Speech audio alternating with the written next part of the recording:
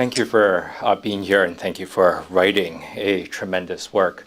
I first got to know Eva about 7 years ago when we were both in Beijing, and Eva was a foreign correspondent for the Wall Street Journal.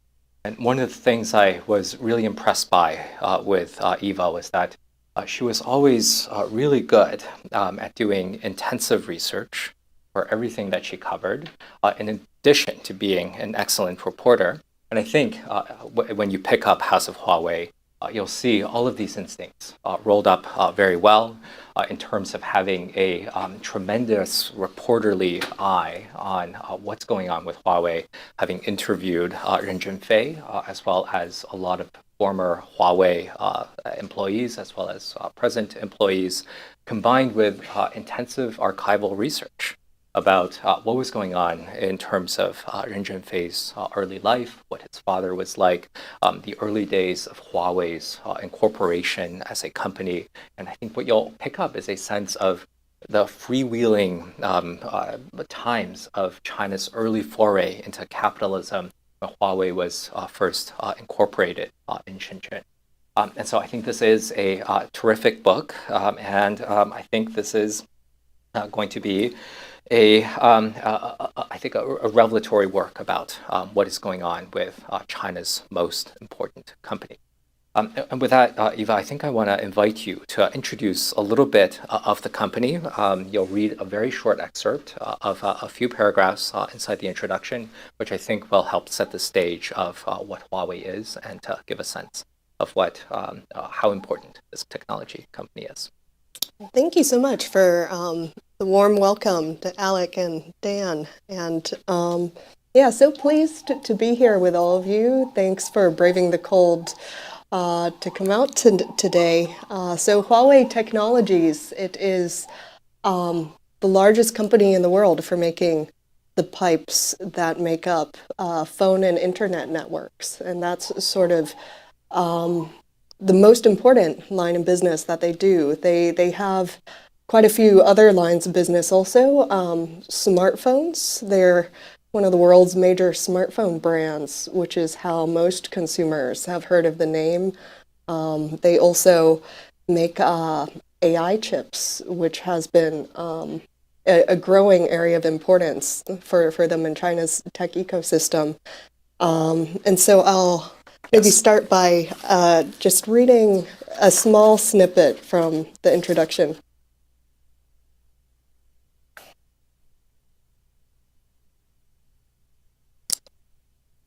Ren Zhenfei said he was only a maker of pipes, a humble vocation not unlike that of a plumber. Not everyone saw things this way. Sure, Huawei might make pipes of a sort, but it was not water flowing through them. What flowed through these pipes was telephone calls, emails, internet traffic, text messages, video calls, corporate accounting, medical records, wills and testaments, love letters, family photographs, police intelligence, government secrets. In a word, data, the most valuable commodity of the information age. And Huawei was the largest supplier of these pipes by a long shot. And there was something else here. The question of Huawei wasn't merely a question of business, it was also a question of belief.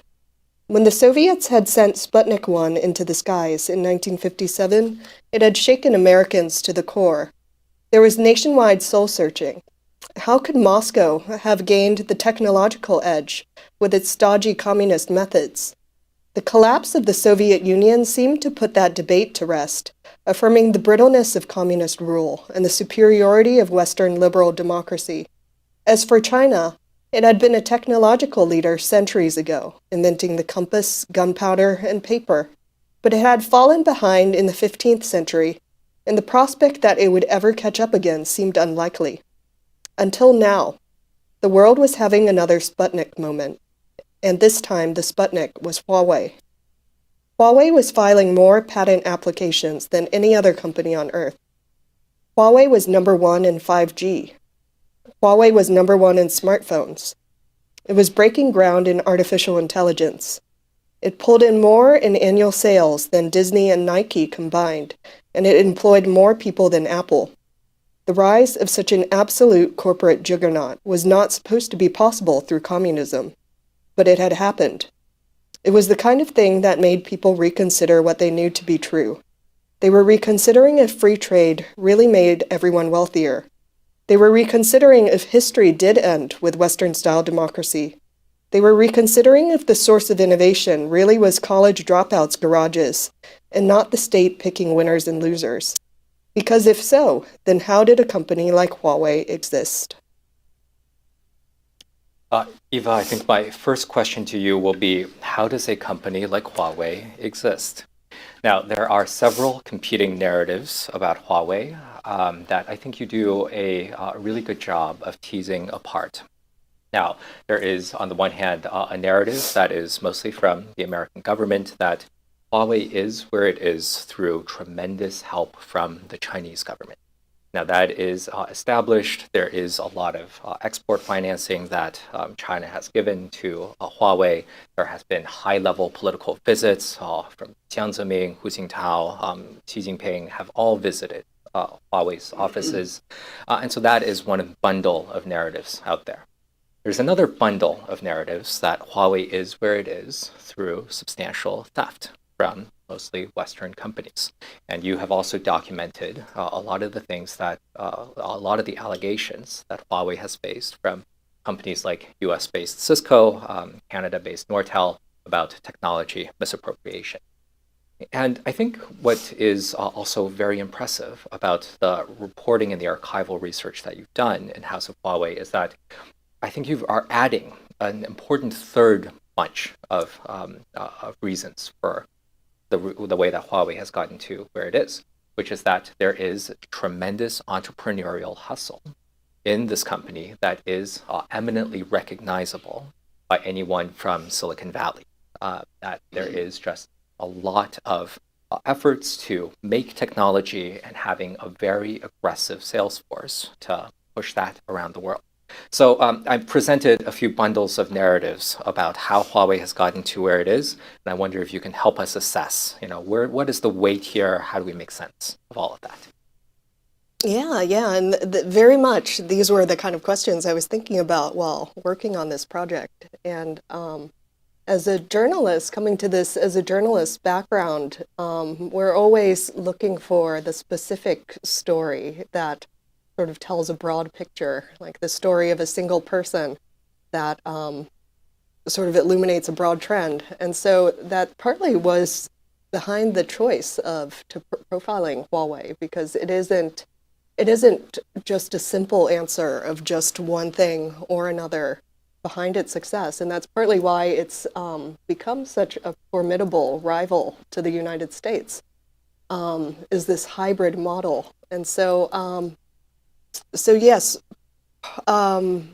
there's both the state support, that part has been very important in Huawei's rise, and there's also the personal hustle, and beyond the hustle, sort of the corporate culture and the inspiration that the founder has been able to set to sort of lead so many engineers and salespeople to row in the same direction, to work towards a unified goal. And I think very much starting from the first Trump administration and through the Biden administration, U.S. officials have very much been grappling with this question of how do you compete with this hybrid model that sort of takes the best parts of capitalism, sort of that hunger, that raw competition, harnessed with just enormous amounts of state support at a level that U.S. companies find difficult to compete with. So I think looking at Huawei's story, it was founded in 1987 at the very dawn of sort of the capitalist experiment in China. And so the state's hand has been there throughout, sort of the state support of this company, both local officials in Shenzhen and national level officials sort of spotted the company as a rising star quite early in their history, really before they were a known company outside of China. Quite early in their history, they started getting state policy banks started providing funding for them. Loans that helped them expand first across the country and then overseas. So that has all been invaluable. But I think the other key thing is they weren't the only company by far in China to receive this kind of support.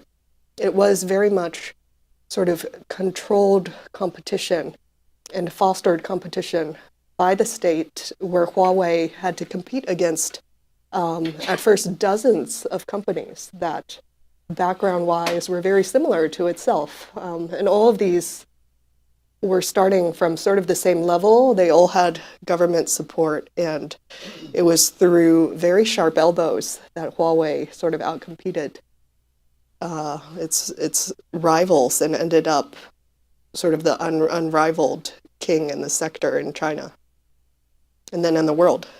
Right. There is, we're right now living through a moment of still a lot of discussions of Chinese cyber hacking.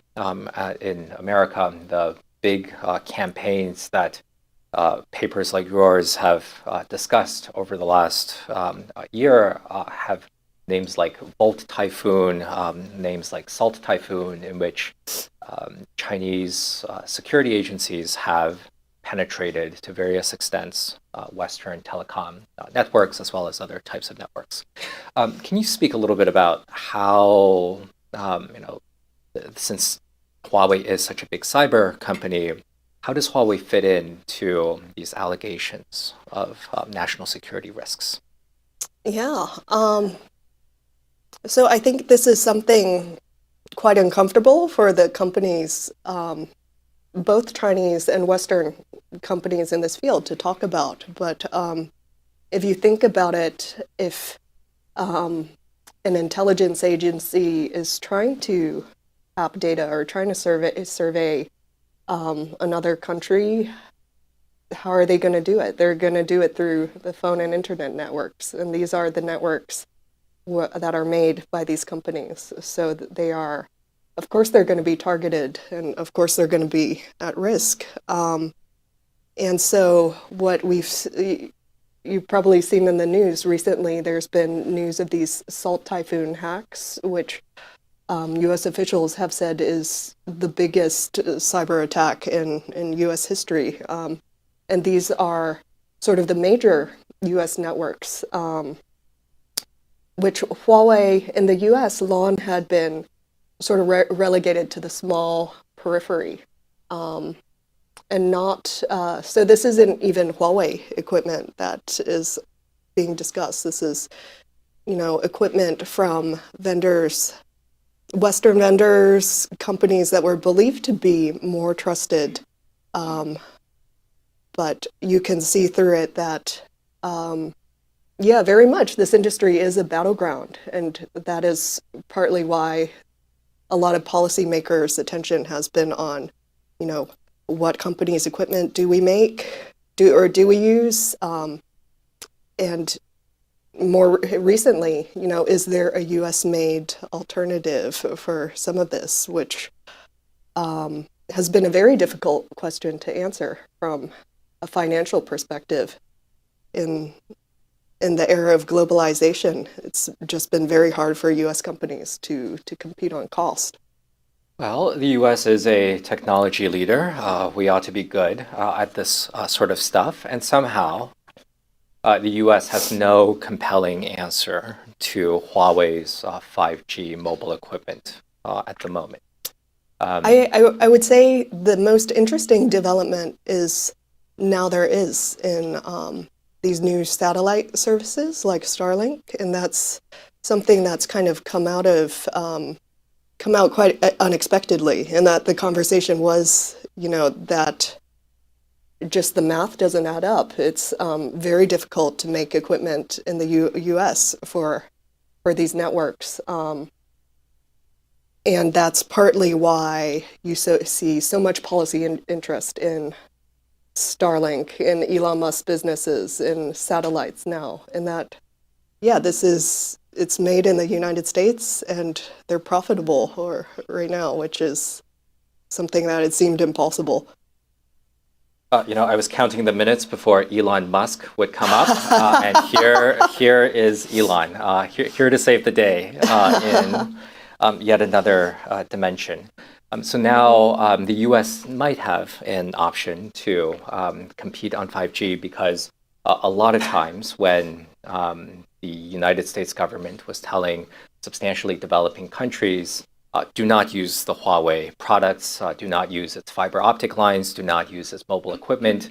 The developing countries were taking a look at the alternative offerings from mostly Nokia and Ericsson, saying this is substantially more expensive. And that has been one way that Huawei has been able to be so competitive. I wonder if you can talk a little bit about how else Huawei has been very competitive. What I really enjoyed about the book was that you make clear how much Huawei and its founder, Ren Zhengfei, has really enjoyed and admired America, that this was substantially a company that looked to America for a lot of different types of guidance. Ren Zhengfei went to Las Vegas and went to Caesar's Palace and loved it. Which is perhaps why we have a strange thing of Ren Zhengfei trying to recreate the Palace of Versailles in Guangdong, and this is Heidelberg Castle in Guangdong. The Ren Zhengfei also modeled Huawei substantially on IBM and as a technology leader, which it was, and management leader, which it was at the time. So that is an aspect of Huawei's culture. That try to copy the best from corporate America. On the other hand, Huawei is also a very Chinese company. Its management structure is a little bit of a mess. Its ownership structure is totally unclear. Ren Zhengfei reads a lot of Mao Zedong. He cites a lot of military maxims to actually run the company. How should we think about, again, these different narratives about Huawei? How should we assess in which sense it is more Western, more Chinese, or something totally new? Yeah, and one reason I love looking at Huawei as a case study is I think they are such a good example of these sort of internal contradictions. I think anyone who's spent much time in modern China knows it's not just one thing or another. It's very contradictory, and it's many things at once. And Huawei too. Ren Zhengfei has been such a big admirer of the West, and his company was one of the very first private tech companies in Shenzhen that was allowed to be a private company and to try capitalism, which at the time was a scandalous thing almost in China.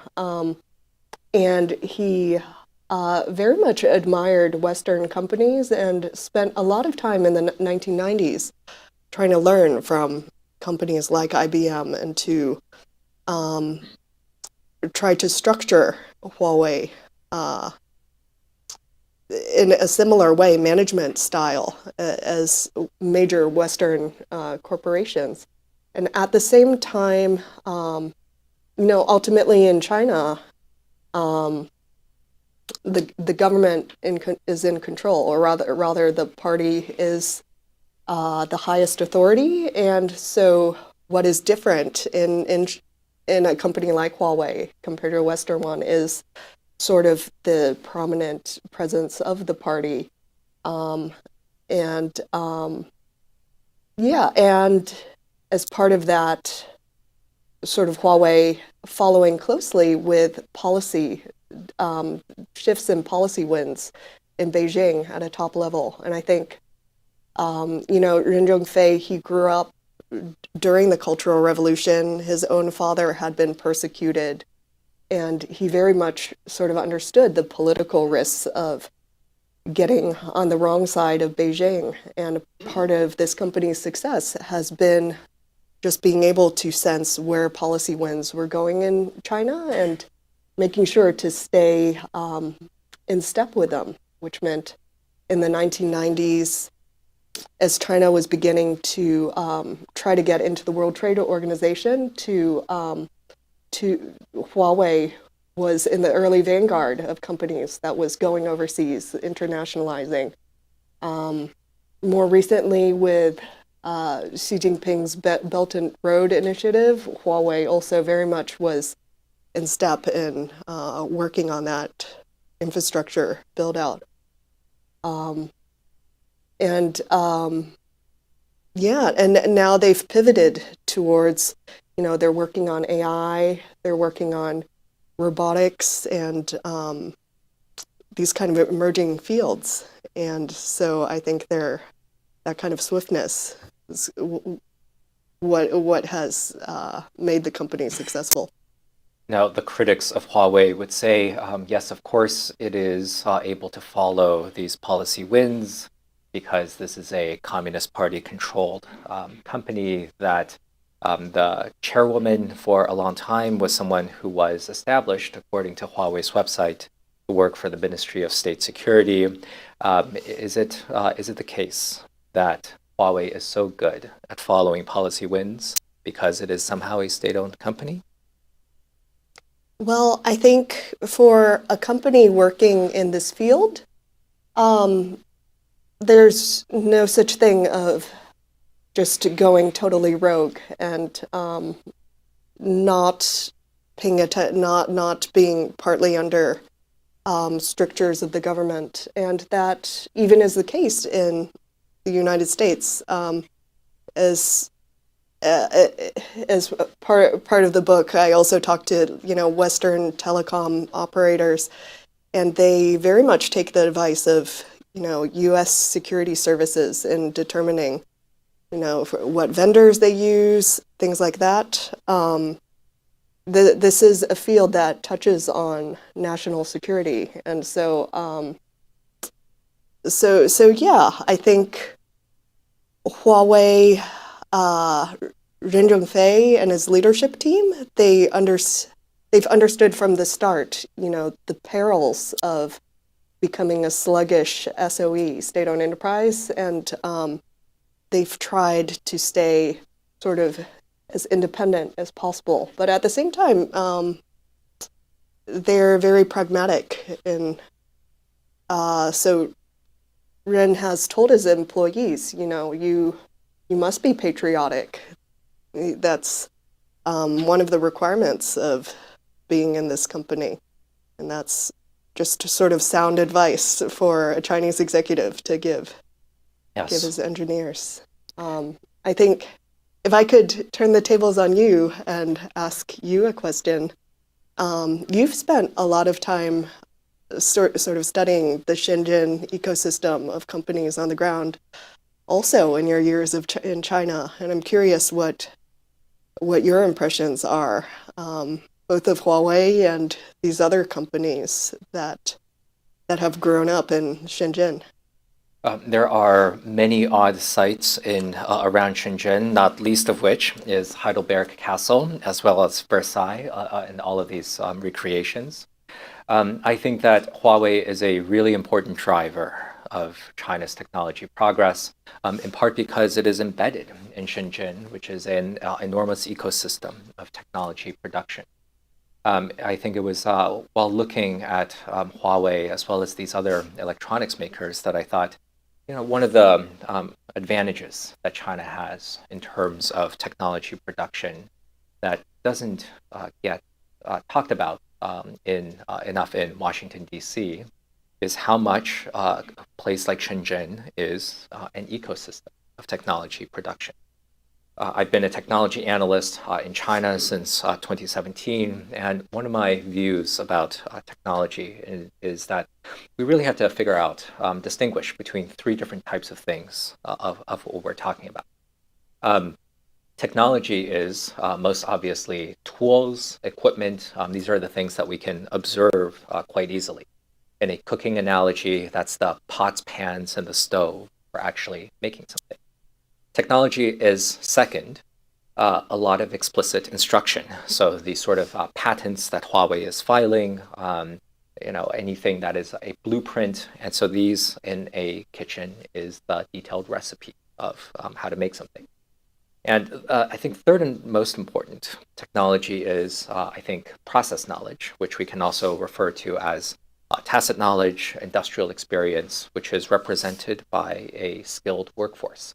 And that is something that Shenzhen really has. The reason that I think that Shenzhen has become a major technology leader is that there are a lot of people rubbing elbows in Shenzhen to do technology. We have major firms like Huawei, as well as Tencent, as well as DJI in Shenzhen, who are mixing with investors, as well as universities, as well as entrepreneurs, all able to make use of a gigantic workforce to engage in technological production. This workforce, which have become the world's leaders in putting together iPhones one year, then they move on and make Huawei phones, then they go off and then they make DJI drones the third year, and then in the fourth year, maybe they've started an electric vehicle battery, in which case they're able to draw upon all of this knowledge that exists in Shenzhen and does not exist very easily elsewhere. So I think that is, again, I think you are really good at disentangling what are Huawei's successes. And I think you've also been really good at writing about the raw hustle of a lot of these different companies, a lot of the company employees that sent engineers to different places. Something I wonder about is you have a lot of Huawei executives that know exactly which way the political winds are blowing in Beijing, but sometimes that gets them into trouble because the winds are blowing in different ways out of Washington, D.C. I think it was the China Books Review that excerpted one of your chapters with a nice headline, Huawei goes to Iraq. And Huawei built a lot of fiber optic infrastructure in Iraq that was eventually bombed by the US Air Force. And Huawei has also spent a lot of time building infrastructure in Iran. There's also some records that it did a lot of stuff in North Korea. How do you view a lot of these actions by the company? What was driving a lot of these actions in dangerous countries? Yeah, so sort of like the line of what's been acceptable to U.S. policymakers for companies like Huawei has been constantly shifting, and that most of its history, especially in the early years, Huawei did operate in sort of some of these gray zones, and part of that was just out of necessity. You know, they were coming into a very competitive global market with, these established, very powerful players, and they were, it was very hard for them to get any orders at first internationally. And so the countries where they were able to get their first footholds very often were the ones that, Western vendors, for whatever reason, were not there or were less interested in going to. And these were sort of hardship postings, places where wars were underway, the sites of natural disasters, and it became very much sort of a rite of passage for Huawei engineers who wanted to rise up in the company, that they had to work hardship postings around the world, including putting their personal lives in danger at times. And, for some of these places, like in Iraq and Iran, it was okay until it wasn't. For years, for years, they worked in these markets, and it was sort of fine. And it wasn't until the first Trump administration that it became not fine. And so the issues that the Huawei CFO, Meng Wanzhou, was detained over actually stem back years and years ago.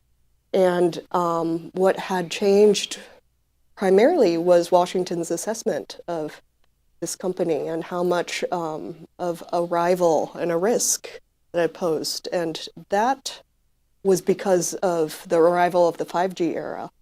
So in the 4G era, Huawei still, rightly or wrongly, was seen as kind of like a low-cost competitor.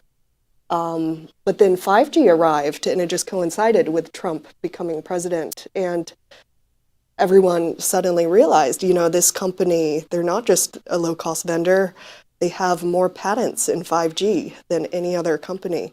And that is sort of like not what people expected, and really made policymakers in the West rethink how they were going to deal with this company. And so you saw, so then the case was pursued against Mo Wenjo, the sanctions violation case. Other cases regarding IP theft were also pursued. Export controls were put on the company, and and I think we've all seen this line is moving in real time. Like we see TikTok now is the company that's sort of in the crosshairs, and this was something that even a year ago, if you asked quite serious policymakers, could TikTok be banned? Could TikTok be taken offline? It was not an idea that was taken that seriously. And you see this line moving rapidly. I'm curious of your thoughts of where this is going in the next few years as far as U.S.-China tech policy. Well, when you have personalities like Elon and Donald Trump in charge, it is quite difficult to predict these sort of things. Now, there's these big questions. Things are changing in real time. Donald Trump promised tariffs, most beautiful word in the dictionary, on day one of his presidency. What did we get yesterday? Only the promise, the study, whether tariffs are effective. And so that already seems like a little bit of a step down. Whether they are going to figure out some sort of deal, a little bit hard to say. What I loved about the book was that I think you had a line, speaking of natural disasters, entering into disaster zones.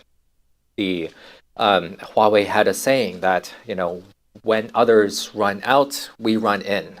In the case of the Libya disasters, they sent a lot of people into earthquake zones because that was the most important time when mobile equipment has to function, but also when they sent a lot of engineers into countries that will be sanctioned pretty soon, like Iraq as well as Iran.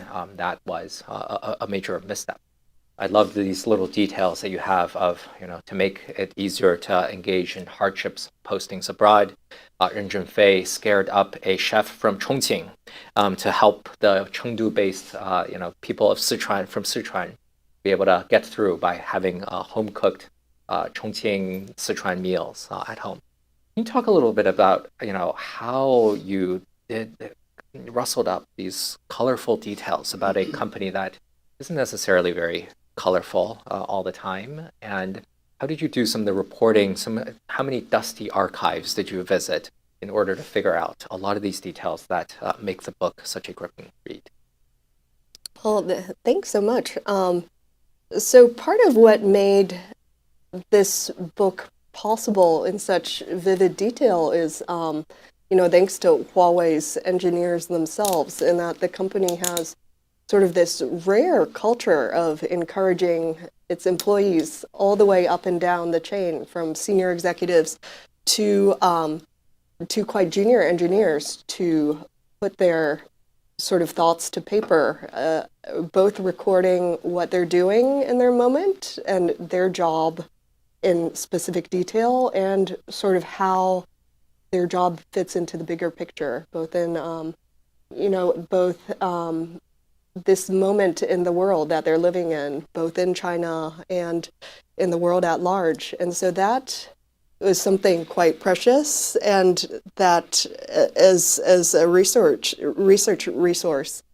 And part of the motivation of this project for me was to help bridge this kind of language gap, in that there are, I think in China, for Chinese speakers, sort of this understanding of this company is so much deeper and more nuanced than what has been available to English-speaking audiences. And part of my goal was to sort of make it closer, what the understanding that you would get as an English language reader. And so part of it is drawing from, these memoirs of Huawei engineers since the early days of the company to the present day. Part of it also is, just this company, it's not just one company in one place. It really is a global empire. And in that sense, its story has intersected with so many people and places around the world. So I consulted, government archives in many different countries, talk to like current and former industry officials and government officials around the world. And the research part was sort of a delight in sort of being able to better understand China's relationship with the world through the lens of this company, which Huawei today operates in almost every country around the world. And with very rare exceptions, including the United States, is quite a significant vendor and has significant operations in most countries of the world. We will go to questions pretty soon, so think about what you would like to ask Eva. Before we get there, I will ask just one final question about the future of Huawei. Now, when the US government designated Huawei onto the entity list in, I believe, 2020 or 2019, I thought that the company would suffer pretty substantially. When the US government denied technologies, first to ZTE, Huawei's crosstown competitor, second to Fujian Jinhua, a memory chip maker in Fujian. Both of these companies pretty quickly collapsed without a political resolution from Trump in the case of ZTE. And so I expected that Huawei would suffer pretty substantially.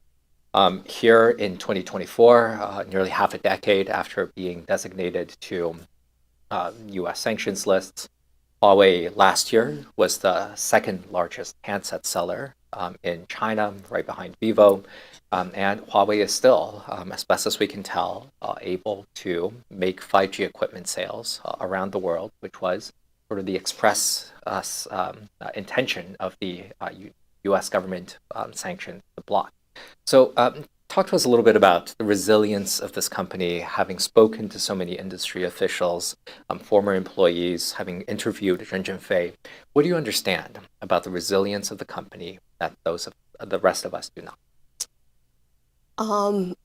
Well, I think when the company was first sanctioned under the Trump administration, it very much was an open question to everyone. How survivable is this? In that pretty much no tech company, serious tech company anywhere in the world can really make its products without US technology in some form. That's how interconnected and globalized the world is. And even when China has talked about, having its own tech companies, that did not mean at all that it could make these advanced technology products in a vacuum. Very much depended still on technology from all around the world. And so what this did spur was sort of a all hands on deck situation across China in the high-tech sector and in the more fundamental scientific research community to fill these holes for critical technologies. And I think that speaks to Huawei's importance in China's tech ecosystem that they were able to sort of save the company. And it is, I don't know if thriving is the word, but it's still going today pretty strongly. And I think this definitely has accelerated what people call the decoupling of the U.S. and China tech ecosystems. And that's probably going to continue to some degree, and that it becomes sort of self-fulfilling cycles that as like Huawei had recently announced that their smartphones were going fully off Android and to their own operating system this year. And so these, one could argue about if the world is better or worse to have sort of two parallel systems instead of a global interconnected one. But yeah, that is sort of the direction we're going. Let me reiterate again that House of Huawei is a beautiful book that is not only the best book on Huawei, it is also a revelatory read about the early days of China's foray into capitalism, all of these different compromises that Huawei had to figure out for itself as one of the first companies to be registered as a privately owned company in Shenzhen. And I think you will find a lot of amazing details about Ren Zhenfei, about the company. Everyone, please give a hand for Eva Do and House of Huawei.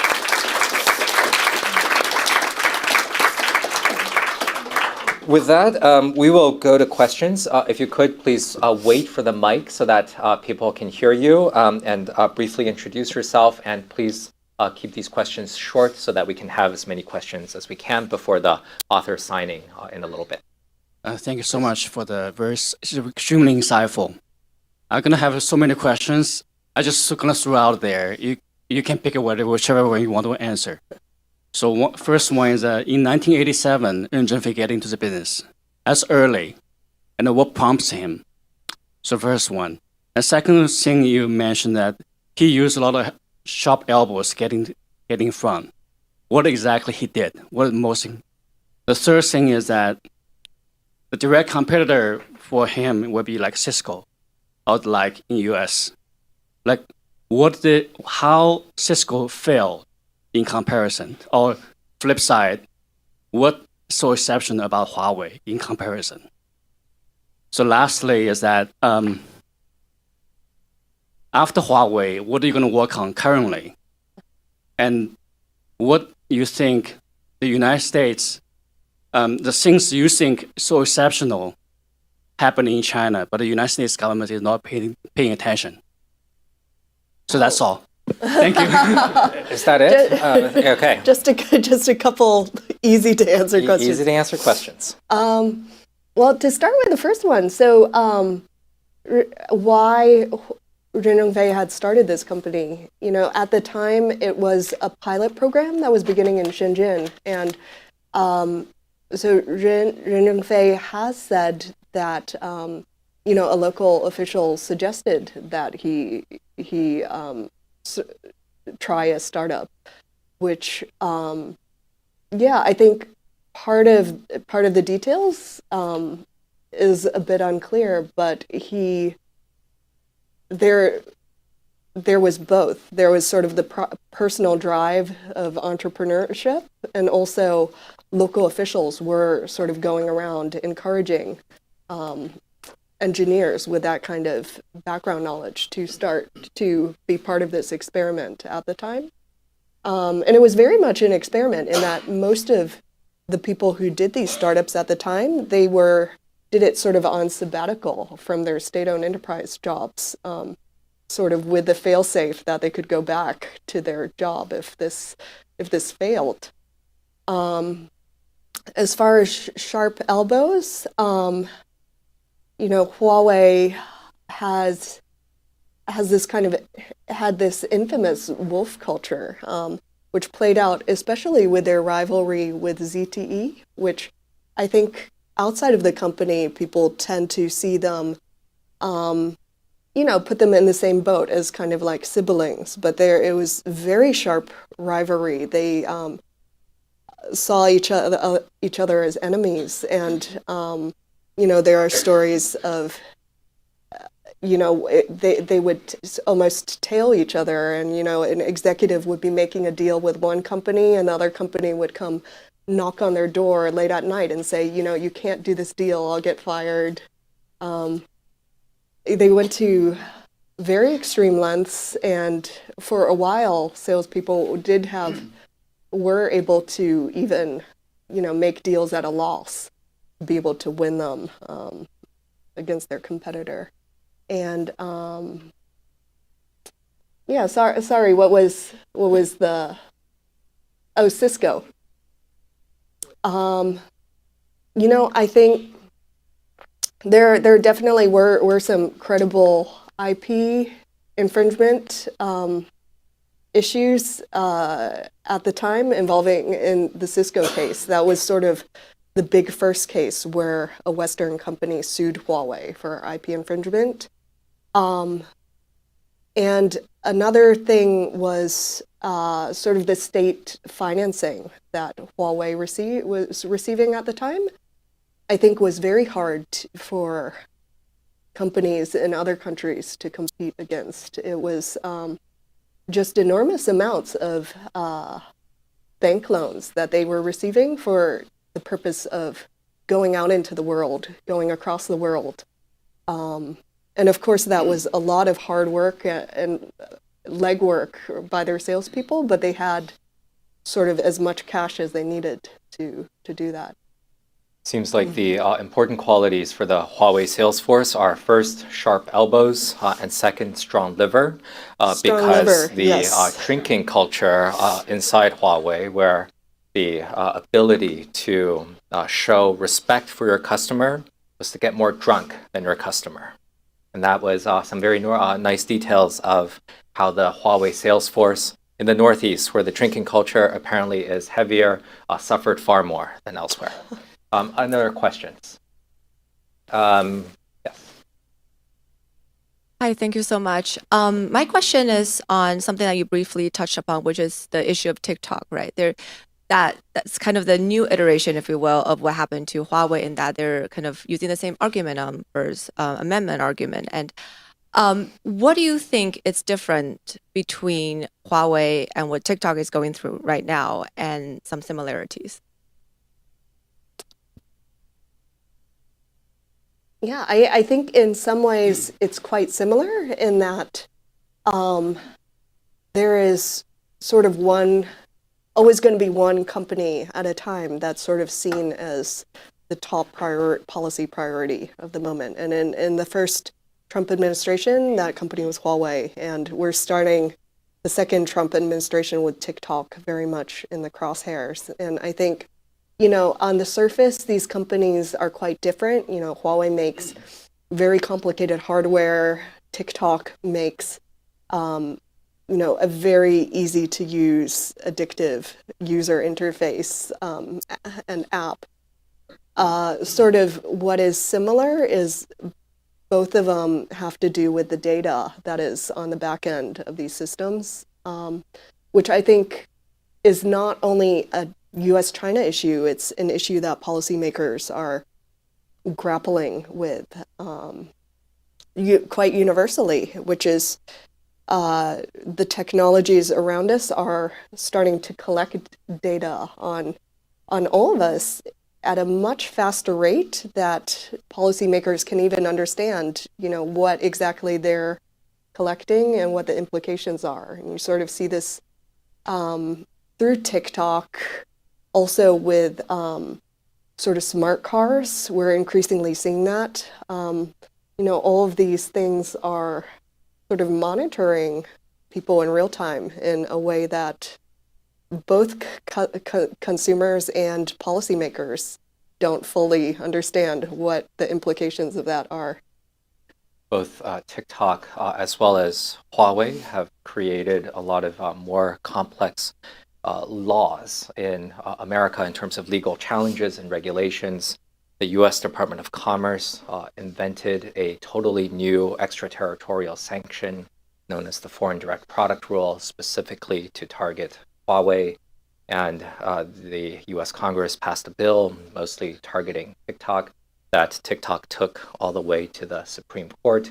So, don't say that the U.S. government cannot be innovative. At least here, it is inventing all sorts of new regulations to confront the U.S. tech threat. Maybe a question in the front here. Orville, Okay, sorry. Orville, you're next.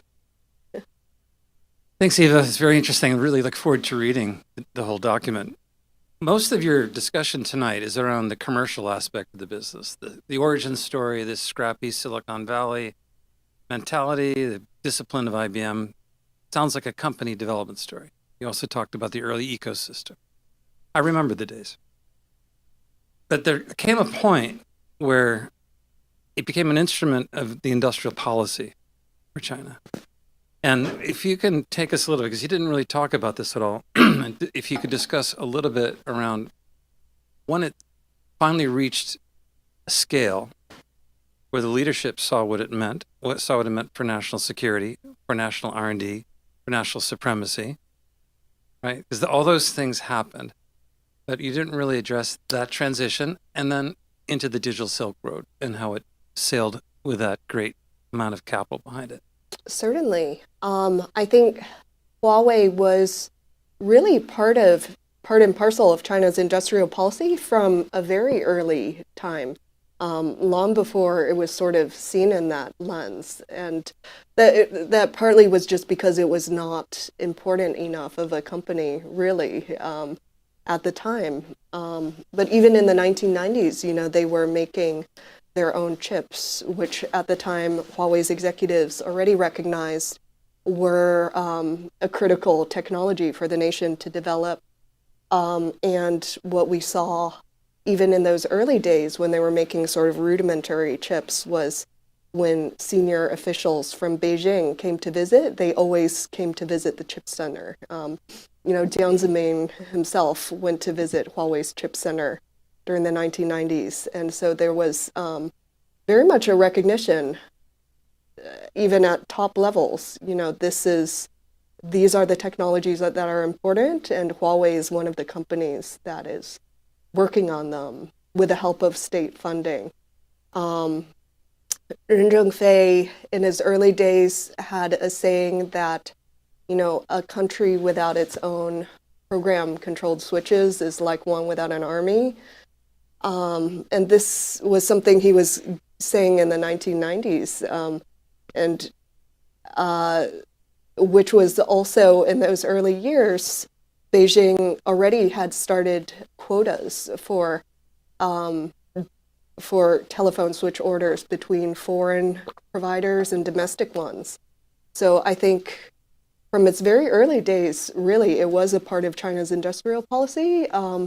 It just wasn't taken seriously until recent years when it had become this global powerhouse where year after year it was number one globally in its industry. And not only that, it was filing more patent applications than any other company in the world in any sector, that its role in China's industrial policy became sort of something widely remarked upon around the world. And the digital Silk Road? And the digital Silk Road. So Huawei, one thing that I found fascinating about the company researching it is just how it is sort of everywhere in the world, sort of building out infrastructure, and is very much part in the most recent Xi Jinping's administration has been part of these global infrastructure projects. So Huawei, in a way, was doing it before these like projects had these new names. And so it'll be interesting to see sort of which countries choose to keep Huawei and choose to stop using Huawei in the coming years. I think it'll be a good proxy of each country's relationship to Washington and to Beijing, respectively. Yes. You spoke of Huawei's involvement in making chips. I wonder how both of you look at the chip war. How's each side doing? What are China's prospects of being able to fill in where Americans have the present lead in technology? And how do you think this is going to end? You want to go first? I think I've looked at China's semiconductor industry since 2017, and my assessment now is that China is at the very best 5 years behind industry leaders. If you take, arguably, it is perhaps a decade behind industry leaders.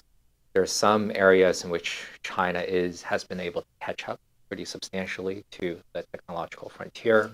And some of the simpler items of mature chips as well as memory chips, China is pretty close to the global frontier. But there, in terms of TSMC, that is still quite a bit. In Taiwan, it is still quite a bit ahead of what China is capable of. And I think the challenge for China is that it is mostly unable still to make the equipment as well as the software tools to actually produce chips. In terms of the equipment, that is very substantially a foreign affair with ASML in Holland, as well as Tokyo Electron in Japan, and 3 companies in Silicon Valley, and this is the focus of a lot of U.S. diplomacy, to make sure that the Dutch and the Japanese are on board with U.S. semiconductor controls.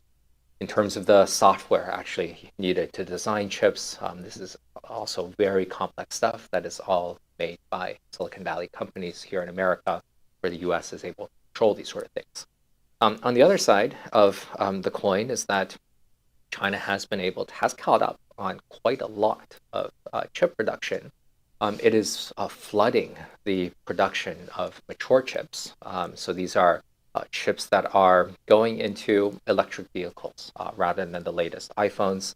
And that has become a significant problem for the U.S. Department of Commerce, because it doesn't really know how to stop the flood of mature chips that are also threatening some of the chip makers here in America. There are still a lot of questions about whether Moore's Law has slowed down substantially, whether Moore's Law is already dead, and whether there's much more technological room for these to run. If in the future all of the technology leaders have fully stopped their ability to advance, then it is a matter of time for China to catch up. The question is whether it can catch up in the relevant timelines. But I think we can't count China down. Still has a lot of cards to play, and even though semiconductors, I think, has been a broadly less successful aspect of Chinese industrial policy, is pretty critically important, and it is still progressing quite a lot. To just add on to that a little bit, yeah. So one fascinating thing about Huawei that's emerged in this chip discussion is Huawei does not just do one thing well. It does multiple things well. And so it's also emerged as China's most advanced company designing AI chips as part of this. So NVIDIA, the US company NVIDIA, is of course, the most advanced company in the world by far in this area. So China now, with the lack of being able to purchase many of NVIDIA's chips, Huawei is their best domestic alternative right now. And so that sort of speaks to this company's long-term strategic vision of getting into sectors that are important now and that are going to be important in the future. And so right now, very much both countries are pouring immense amounts of funds into the chip sector. In a way, the U.S. experiment is potentially even more politically risky in that it's less, it's just a less established of a thing. It's more, for so many years, we have taken a very laissez-faire approach to the market, and for the CHIPS Act, for billions of dollars to be going to specific companies in a way that the federal government has set out. It's a very big experiment. And in a way, China is doing this also, but China, it's almost used to these cycles of lots of funds going out to companies, a lot of it being wasted, a lot of these companies going under. Whereas if this experiment fails in the United States, that would be sort of a big deal. So in a way, it has to succeed. Yes. Other questions?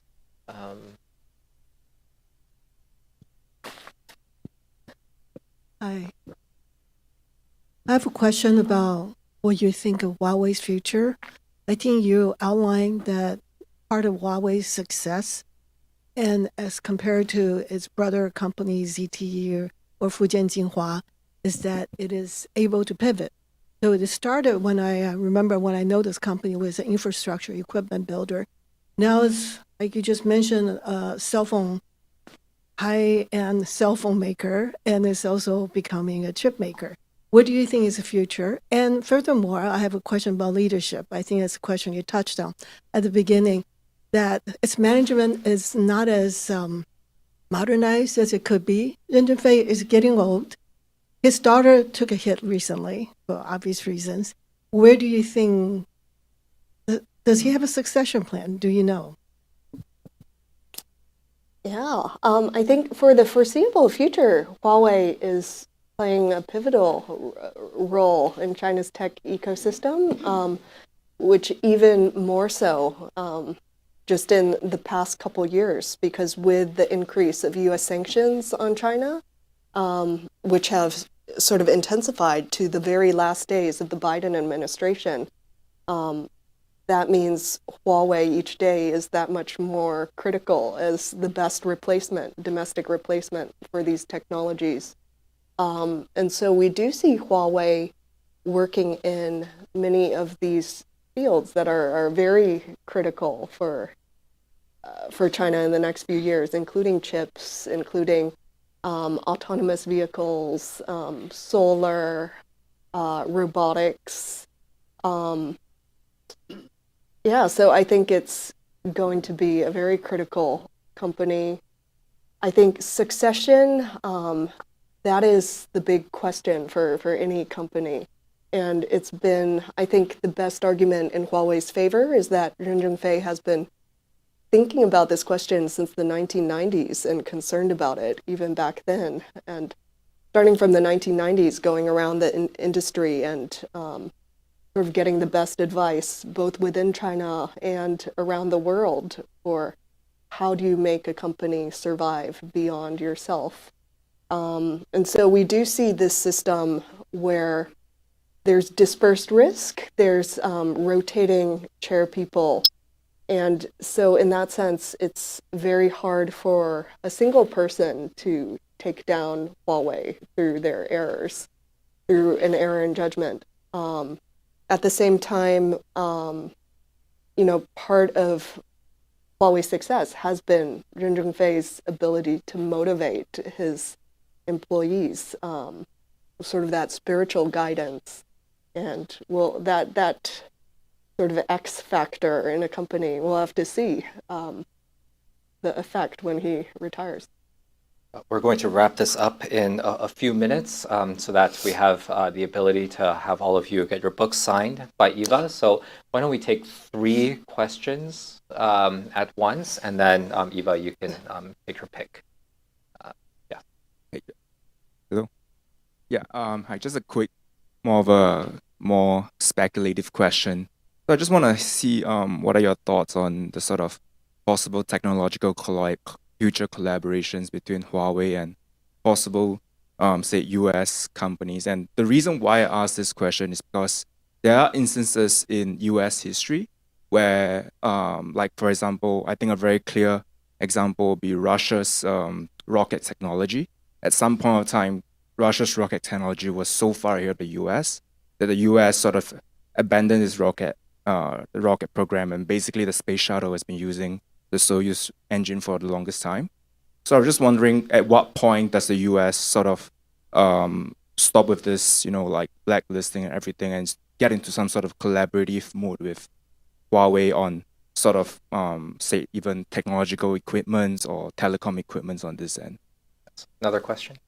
Yeah, very quickly. There's this really interesting part of the story which we haven't really touched on, which we talked about a bit about semiconductors and the US throwing its weight around and trying to get allies in line. There was a really fascinating chapter in the country I'm from, in the UK, where the US put pressure on the British government to rip out all of the kit that it had put in and do this big swap out of Huawei equipment. How did that play out with different countries, and who pushed back when the US was trying to get this big revision and this extremely expensive process going of ripping all of this stuff out? One more question before you answer. Thank you for taking the time to speak to us today. I learned a lot from this talk. I was fascinated when you were talking about Huawei expanding its presence in countries that were otherwise avoided by the US, whether it's Iran, Iraq, North Korea. I was wondering, where do you expect Huawei to expand cooperation and collaboration, whether in particular countries or regions, or with companies that are more amenable right now than US companies?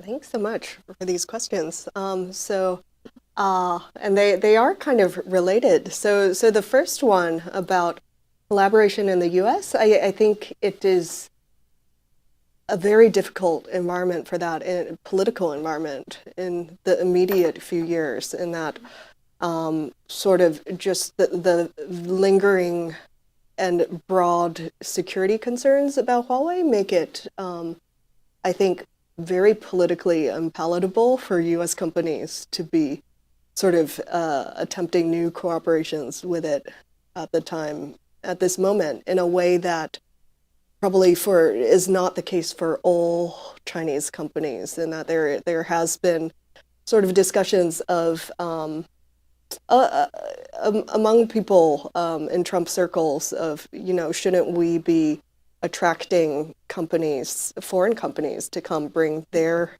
IP and to come bring their technology to the United States. So I wouldn't rule it out with other companies. I think Huawei is one of the hardest ones to try to be making these collaborations at this moment. As far as the UK and other countries, the UK was the big one that the first Trump administration got them to flip their opinion on Huawei by applying quite concerted pressure. Whereas the UK government's stance for years was that the risk was containable and acceptable of using Huawei's equipment in certain systems.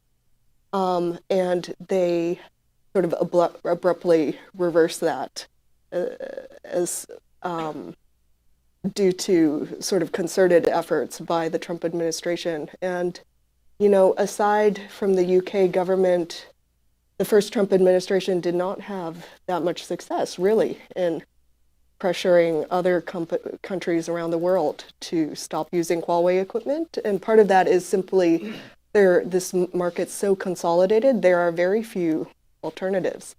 There are basically no alternatives at a same cost. But it's something that the Biden administration has had taken up and continuing as part of its diplomacy to try to push countries around the world to stop using Huawei equipment. Something we'll likely see continue under the next Trump administration. And as far as partnerships with other countries, Huawei is very much in a phase of defending its existing turf, as opposed to being able to expand further. And so sort of the mainstay of its international business has been sort of emerging markets and countries that are maybe a little quizzical of the US government. And so those are probably the areas of the world that Huawei will continue to be the mainstay of Huawei's international business. And we do see sort of increased efforts by the US government to put pressure on those countries as well.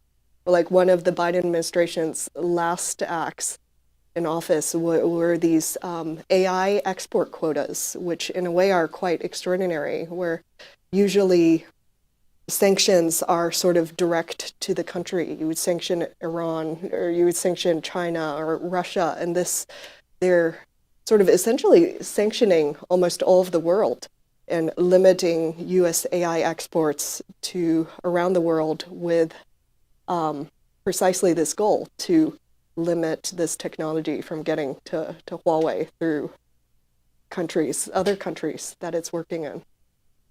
We live in extraordinary times. Eva is around for book signings. If you have any more questions, please direct it to her. Please join me again in thanking Eva.